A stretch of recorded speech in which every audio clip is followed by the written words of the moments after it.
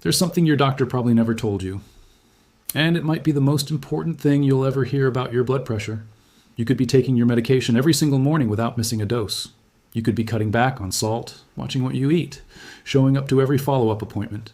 Your blood pressure numbers at the clinic could look perfectly fine, and you could still end up in the emergency room with a stroke. That's not a scare tactic. That's what's actually happening to millions of people right now. So how does that happen? How does someone do everything they're supposed to do and still end up in crisis? The answer comes down to a gap between what most people are told about high blood pressure and what is genuinely happening inside their arteries at the cellular level. And today, we're going to close that gap completely. If this is your first time here, welcome. I'm Dr. Carter, and I spent years in preventive cardiology watching patients do everything right on paper, the medications, the low-sodium meals, the lifestyle changes, and still slowly decline. That disconnect never stopped bothering me, so I kept digging. And what I found, buried in research that rarely makes it into a standard office visit, changed how I think about hypertension entirely. Before we go any further, if you find value in videos like this, go ahead and hit that like button right now and make sure you subscribe to the channel.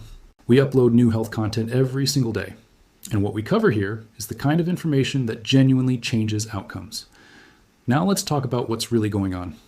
Most people think of high blood pressure as a simple problem with a simple explanation. Too much salt, too much fluid, too much pressure pushing through the pipes. Take a pill, lower the number, move on. And look, that explanation isn't completely wrong, but it is dangerously incomplete. Here's the image I want you to carry through everything we're about to discuss. Picture an old garden hose. One that's been coiled up outside for 15 or 20 years. It's stiff, it's brittle. The rubber has cracked and dried out. Now you turn on the water.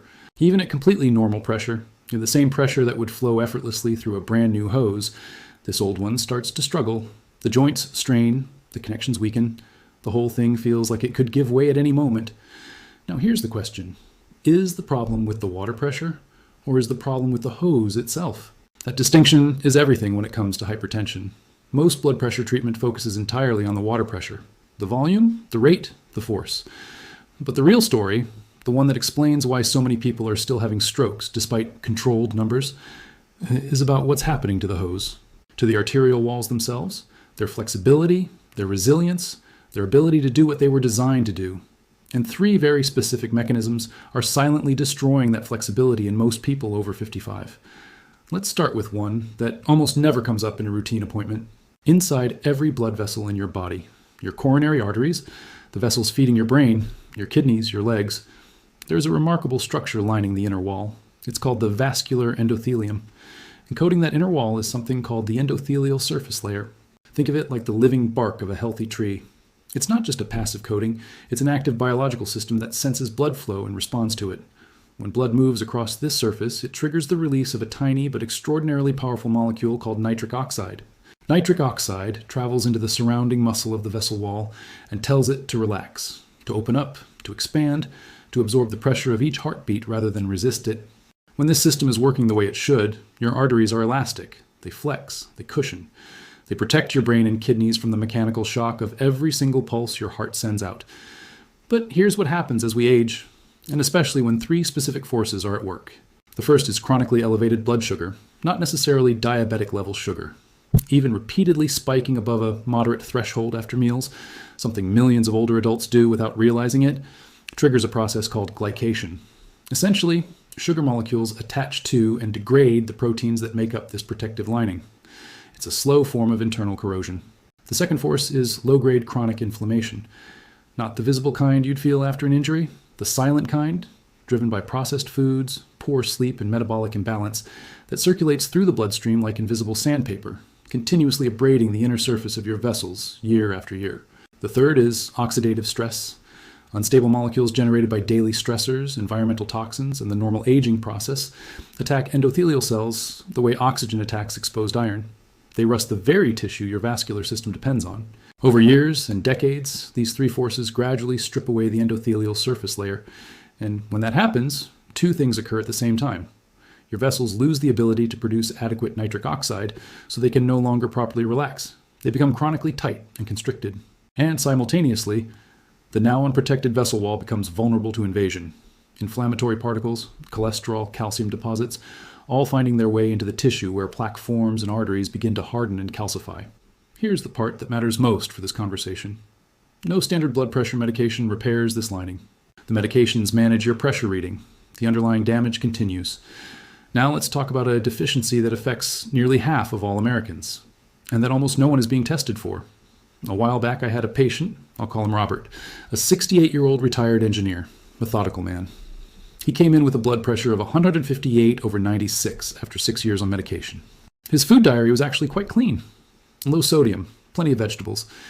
He exercised regularly. On paper, he was doing everything right. I ran a test that most routine checkups skip entirely. A red blood cell magnesium level. It came back significantly low. Robert had no idea that magnesium plays a central role in cardiovascular function. Most people think of it as something you take to help you sleep. But inside your arterial walls, magnesium is essentially the biological key that allows smooth muscle cells to relax. Without adequate magnesium, those cells lose their ability to fully release tension. Your arteries stay in a state of chronic contraction, and your blood pressure climbs, not because of salt or fluid, but because the walls themselves can't let go. What makes this especially problematic for older adults is that 3 of the most commonly prescribed drug classes in seniors actively drain magnesium from the body. Diuretics, frequently used to treat high blood pressure, flush magnesium out through the kidneys along with sodium. So the very medication you're taking to lower your pressure may be quietly worsening one of its root causes. Acid reflux medications, known as proton pump inhibitors, among the most widely used drugs in people over 60, are well documented to reduce magnesium absorption over time. And even chronic stress and poor sleep deplete magnesium rapidly because elevated cortisol promotes its excretion. The result is a quiet, invisible deficiency, running in the background for years, never tested, never addressed. Robert started on a highly bioavailable form of magnesium. Within 10 weeks, his blood pressure had dropped meaningfully. Not a dramatic overnight shift, but real measurable movement without changing anything else. The third mechanism is one that modern medicine tends to underestimate, and older adults tend to be told isn't really a medical issue at all.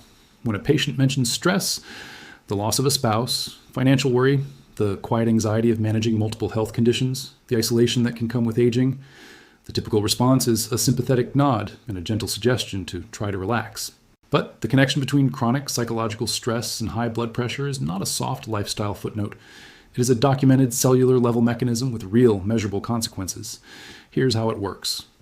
When your brain perceives a threat, real or imagined, physical or emotional, it activates a stress response that releases cortisol and adrenaline. In the short term, this is a beautifully designed survival system. Your heart rate rises, your vessels constrict, you're ready to respond. The problem is chronic stress. And when that response never fully shuts off, cortisol becomes a background presence in your body around the clock. And at elevated levels over months and years, it does 3 specific things to your cardiovascular system. First, it suppresses nitric oxide production. Cortisol disrupts the enzyme responsible for making nitric oxide, so chronically stressed individuals have measurably lower vascular relaxation capacity. Their arteries stay tighter as a result. Second, it promotes sodium retention in the kidneys. Elevated cortisol signals your kidneys to hold onto sodium and water, increasing fluid volume and pushing pressure higher, an effect that works directly against blood pressure management. Third, and this one tends to surprise people, it accelerates arterial aging. Chronic cortisol promotes inflammatory markers that degrade the elastic fibers inside your vessel walls, making your arteries physically stiffer and more fragile over time. And here's what I want you to understand about the kind of stress driving this in older adults. It doesn't have to be dramatic. It's often the quiet, persistent kind, unresolved grief, loneliness, the low-level daily weight of navigating illness and uncertainty.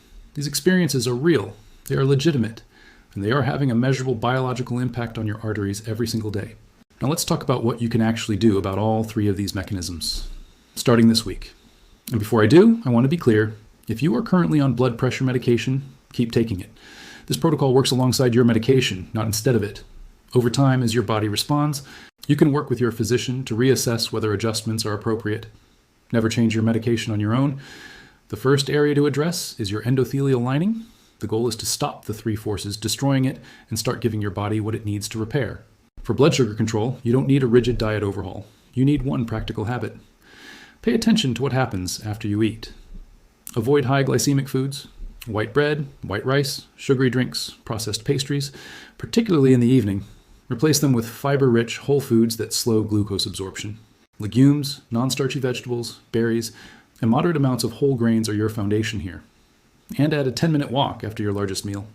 Research consistently shows that brief post-meal movement blunts blood sugar spikes by 20 to 30%. Not because of calorie burning, Because working muscles act as a glucose sink before that sugar has a chance to damage your vascular lining. For inflammation, increase your intake of omega-3 rich fatty fish 2 to 3 times per week. Salmon, sardines, mackerel. These directly reduce the inflammatory compounds that degrade the endothelial surface layer. Use extra virgin olive oil as your primary cooking fat. Make dark leafy greens a daily habit, not optional daily. For oxidative stress, colorful produce is your medicine. Berries, especially blueberries, contain compounds with documented benefits for endothelial function. A cup a day is a reasonable and research-backed target. And dark chocolate, at least 70% cacao, contains flavonols that genuinely stimulate nitric oxide production. A small square daily isn't an indulgence, it's a legitimate cardiovascular intervention. The second area is magnesium restoration, and this requires being specific about form. The most bioavailable and stomach-friendly options for cardiovascular support are magnesium glycinate and magnesium malate. Avoid magnesium oxide. It's the most common form on store shelves and also the least well absorbed. A reasonable target for most adults is 300 to 400 milligrams of elemental magnesium per day, split between morning and evening. The bedtime dose carries an added benefit. It supports sleep quality, which in turn lowers cortisol and contributes to lower blood pressure overnight. One important caution: if you have any kidney disease, speak with your doctor before supplementing magnesium. Impaired kidneys may not regulate magnesium excretion safely, and if you're currently taking a diuretic or an acid reflux medication, ask your physician whether regular magnesium monitoring makes sense for you, since depletion may be an ongoing issue that requires sustained attention. The third area is rebuilding your nitric oxide system, and there are 2 practical approaches that work together beautifully. The first involves dietary nitrates. Your body manufactures nitric oxide partly through a pathway that starts with nitrates from food, converted through a process in your saliva and digestive system. The most concentrated source is beets, beet juice or concentrated beetroot powder. Studies have shown that regular consumption can reduce systolic blood pressure by 4 to 10 points. That's a range comparable to some medications. Other high nitrate foods worth incorporating regularly: arugula, spinach, celery, and pomegranate juice. These aren't trendy wellness items. They're precursors to a molecule your arteries genuinely need. The second approach involves something that sounds almost too simple to take seriously, but the research behind it is real. Your nasal passages are an active production site for nitric oxide.